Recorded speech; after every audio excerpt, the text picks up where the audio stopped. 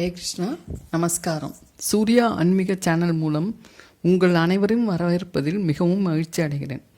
உங்கள் சிலரின் விருப்பப்படி குழந்தைகள் பயன்பெற்று வாழ்க்கை முழுவதும் நோயற்ற வாழ்வுடனும் மிகுந்த மூளைத்திறனும் இருக்க தோப்புக்கரணம் பற்றிய விளக்கங்களையும் அதனால் உடலுக்கு கிடைக்கும் மிகச்சிறந்த நன்மைகளையும் இன்றைய பதிவில் அளித்துள்ளேன். நம் முன்னோர்கள் காலம் காலமாக நமது வழிபாட்டு முறைகளுடன் வாழ்வுக்கு தேவையான பயிற்சிகளையும் தந்திருப்பதும் அவற்றில் சிலவற்றை நம்மை ஏன் செய்ய சொல்லி நம் முன்னோர்கள் கூறியுள்ளனர் என்பதை நாம் அறிந்து கொள்வதால் நம் குழந்தைகள் பின் அடுத்தடுத்து வரும் சந்ததியினர் என அனைவரும் பயன்பெறுவர். உதாரணமாக, நாம் எந்த பூஜையை தொடங்குவதற்கு முன்பும் நம் தலையில் முன்னெற்றியில் மேற்பூர இரு மூலைகளில் குட்டிக்கொண்டு சுக்லாம்பரதனம் விஷ்ணும் சசிவர்ணம் சதுர்புஜம் பிரசன்ன வதனம் தியாயை சர்வ விக்னோப சாந்தே என பிள்ளையாரை வேண்டிக் கொண்டு பூஜையை ஆரம்பிப்போம். இதற்கு காரணம் நம் மூளைகளில் அதாவது நம் நெற்றியின் மூளைகளில் தான் மூளையின் கபால நரம்புகள் உள்ளன. விரல் முட்டிகள் மூலம் குட்டி கொள்ளும் பொழுது ஒருவித தெய்வீக மின்சக்தி கிளர்ச்சியுற்று காதுகளில் வேதலிங்க நரம்புகள் என்று ஒன்று உண்டு, அவற்றை தூண்டுகிறது. இதை போன்றே தோப்புக்கரணம் என்னும் ஒற்றை பயிற்சியின் மூலமாக யோகாசனத்தின் அத்தனை நன்மைகளையும் நாம் பெற்றுள்ளோம்.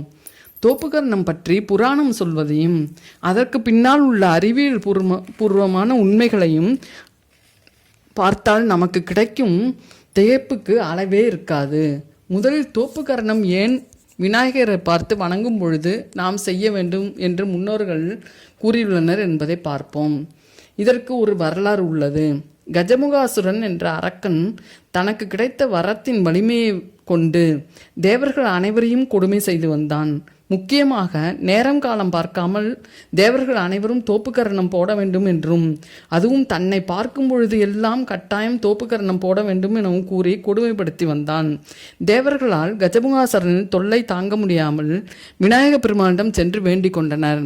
பிள்ளையாரும் தேவர்களிடம் கஜமுகாசுரனை சம்ஹாரம் செய்து விடுவதாகவும் வாக்களித்தார். பிள்ளையாரை கண்ட கஜமுகாசுரன் பிள்ளையாரையும் தோப்புக்கரணம் போட சொல்லி வம்புக்கு இழுத்தான். மிகுந்த கோபம் கொண்ட விநாயக பெருமான் தன் தந்தத்தால் அவனை குத்தி கொன்றார். இதனை கண்ட தேவர்கள் மிகவும் மகிழ்ச்சி அடைந்து அன்று முதல் விநாயகரை வணங்குபவர்கள் அனைவரும் தோப்புக்கரணம் இட்டு வணங்கினால் வணங்குபவர்களுக்கு பல நன்மைகளும் கிடைக்கும் என கூறி அந்த வழக்கத்தை ஆரம்பித்து வைத்தனர். தோப்புக்கரணம் இடுவதால் உடல் ரீதியாக என்னென்ன நன்மைகள் உண்டாகிறது என பார்ப்போம். ஆன்மீக ரீதியாக நாம் பார்த்தால் நம் காதுகளின் நுனிகளில் கர்ண தேவதைகள் என்ற நல் தேவதைகள் உரைகின்றனர். இதனால் காதுகள் மூலமாகவே நல்லவைகளோ கெட்டவைகளோ பிறரின் வார்த்தைகளை கேட்டு மகிழ்ச்சி, துக்கம், கோபம், குரோதம், நிம்மதி என பல உணர்ச்சிகளுக்கும் நாம் உட்படுகிறோம். காதுகளில் நுழைகின்ற ஒளியினை சப்தத்தை முறைப்படுத்தும் தேவதைகளே கர்ண தேவதைகள் ஆவார்கள். அந்த கர்ண தேவதைகள் உரைகின்ற காது மடல்களை பிடித்து கொண்டு விநாயகரை பார்த்து நாம் வணங்கும் பொழுது நாம் தோப்புக்கரணம் இட்டு வணங்க வேண்டும் என முன்னோர்கள் கூறியுள்ளனர். காது மடல்களை பிடித்து தோப்புக்கரணம் போடுகையில் உடலின் எல்லா உறுப்புகளும் செயல்பட ஒரு தூண்டுதல் கிடைக்கிறது. மேலும் தோப்புக்கரணம் போட்டு எழும்பொழுது சோலியஸ் என்னும் தசையானது வேலை செய்ய ஆரம்பிக்கிறது. இந்த தசையால் தான் இரத்த ஓட்டம் உடல் முழுவதும் சீராக ஓடத் தொடங்கும். சரி, நாம் தோப்புக்கரணத்தை எப்படி சரியாக செய்வது என்பதை பார்ப்போம். அது பிள்ளையாரை வணங்கும் பொழுது செய்தாலும் சரி அல்லது ஒரு சாதாரண தினசரி உடற்பயிற்சியாக செய்தாலும் சரி, முதலில் நம்முடைய தோள்பட்டை அகலம் எவ்வளவு உள்ளதோ அந்த அளவிற்கு நம் கால்களை பிரித்து வைத்து கொண்டு இடது கையால் வலது பக்கம் உள்ள காது மடலையும் வலது கையினால் இடப்பக்கம் உள்ள காது மடலையும் பிடித்து கொள்ள வேண்டும். பின்னர் வலது கை கண்டிப்பாக இடது கையின் மேற்புறம் இருக்குமாறு பார்த்து கொள்ள வேண்டும். தலையை நேராக வைத்து கொண்டு மூச்சு காற்றை உட்பக்கமாக இழுத்து கொள்ள வேண்டும். துளியும் சிரமப்படாமல் நம்மால் எந்த அளவு உட்கார முடியுமோ அந்த அளவு உட்கார்ந்து எழுந்தாலே போதும். பின்னர் மூச்சுக்காற்றை, அதாவது உள்ளிழுத்த மூச்சுக்காற்றை வெளியிட்டவாறே எழ வேண்டும். இதனால் தண்டுவடத்தின் மூலாதாரத்தின் சக்தி உருவாக தொடங்குகிறது. மூளையின் நரம்பு பகுதிகள் தோப்புக்கரணம் போடுவதால் சக்தி பெறுவதாக அமெரிக்காவில் உள்ள வைத்தியரான எரிக் ராபின்ஸ் என்பவர் கூறியுள்ளார்.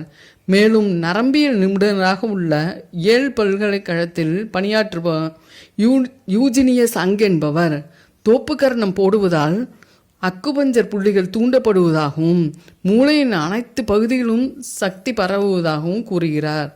வெளிநாடுகளெல்லாம் இதை சூப்பர் பிரெயின் யோகா என தோப்புக்கரணத்தை அழைக்கின்றனர்.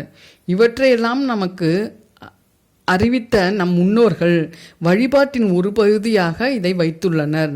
நம்முடைய சிற்றறிவுக்கு எட்டாத பலவற்றை கோவில்களில் நாம் செய்யும் விஷயங்களாக நம் முன்னோர்கள் கூறி சென்றுள்ளனர். அவற்றையெல்லாம் அலட்சியம் செய்யாமல் நம் குழந்தைகளுக்கு அவற்றை கொண்டு சென்று இனி வரும் சந்ததியினர் அனைவரும் மன அழுத்தம் மனச்சோர்வு இல்லாதவர்களாகவும் உடல் கைகால் தசைகள் முதலின இறுகி உடல் வலுவாக விளங்கி ஆரோக்கியமுடன் வாழவும் நாம் வழிவகுப்போமாக. சிறு வயது குழந்தைகளுக்கு இவற்றை சொல்லிக் கொடுத்து நாமும் தினமும் ஒரு 5 நிமிடமாவது தோப்புக்கரணம் போட்டு நம் வாழ்வை வளமுள்ளதாக ஆக்குவோம்.